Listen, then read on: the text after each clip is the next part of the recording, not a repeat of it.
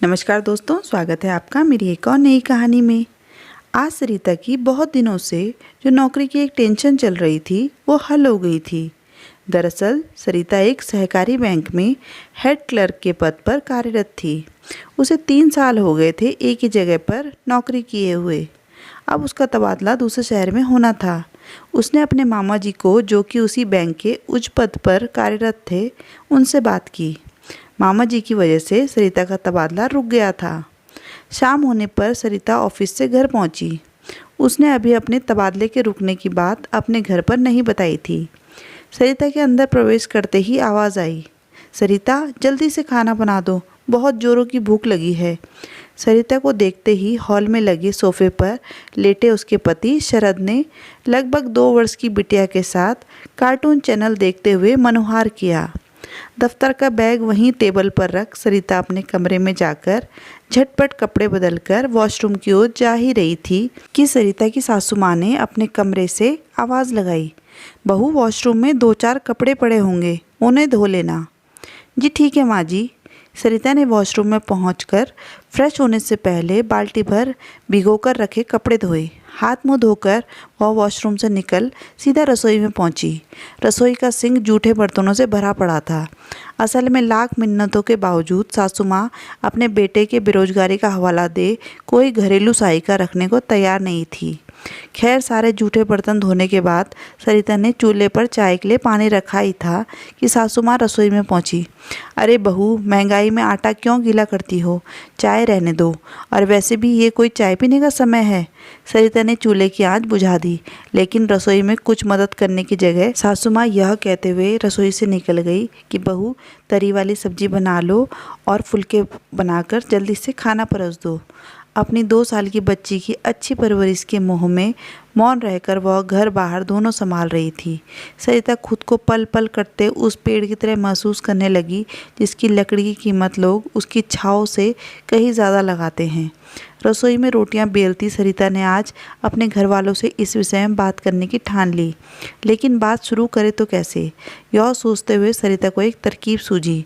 सरिता ने अपनी सास और पति को खाना परोसने के बाद अपनी बच्ची खुशी को गोद में उठा अपने पति की ओर देखा।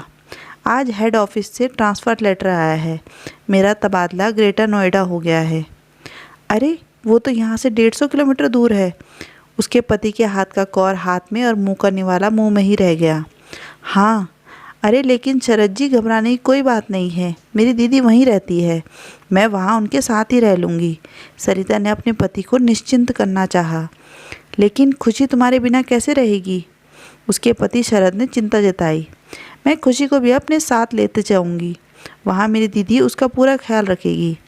लेकिन बहू, तुम्हारे बिना इस घर को कौन संभालेगा? सरिता की सास भोजन की थाली एक ओर रखकर चिंतित हो उठी। माँ जी, मुझे प्रमोशन भी तो मिल रहा है, यहाँ घर के काम के लिए एक सहायक रख लीजिएगा। लेकिन कब तक बहू? यही कोई 2-3 साल तक, फिर मेरा वहाँ से ट्रांसफ़र हो जाएगा। लेकिन 3 साल के बाद ट्रांसफ़र यही होगा, यह जरूरी तो नहीं। सरिता की सास की चिंता जस की तस बनी रही। हाँ, यह बात तो है माँ जी, लेकिन हमारे घर में पैसों की ज़रूरत है। एक गिलास पानी भी खुद से उठाकर ना पीने वाले सरिता के पति को तो सरिता की बात सुनकर मानो जैसे काट मार गया था। लेकिन सरिता की सास ने बहू से मनोहार किया, बहू कुछ दिनों में शरद को भी कहीं ना कहीं नौकरी मिल ही जाएगी, तुम ट्रांसफ़र मत लो। लेकिन माँ जी, मुझसे घर बाहर दोनों का मिलाकर इतना काम नहीं हो पाता, मैं थक जाती हूँ। सरिता असल मुद्दे पर आई, लेकिन सास ने आगे बढ़कर उसका हाथ थाम लिया। मैं हूँ ना बहू, घर के हर काम में तुम्हारी मदद कर दिया करूँगी। नहीं माँ जी, आपसे नहीं हो पाएगा। कैसी बात कर रही हो बहू, तुम्हारे आने से पहले मैं ही तो पूरा घर संभालती थी। सरिता की सास ने अपने बेटे की ओर देखा और सरिता के पति ने भी अपनी माँ की हाँ में हाँ मिलाई। माँ सही कह रही है सरिता, और मैं भी तो फ़िलहाल घर पर ही रहता हूँ, मैं भी मदद कर दिया करूँगा।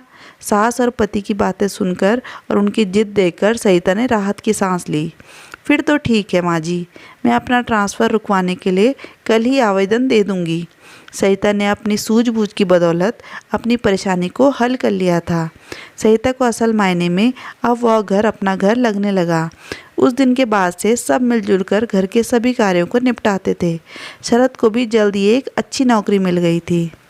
दोस्तों, आज की कहानी के बारे में आपके क्या विचार हैं, हमें कमेंट में ज़रूर बताइएगा।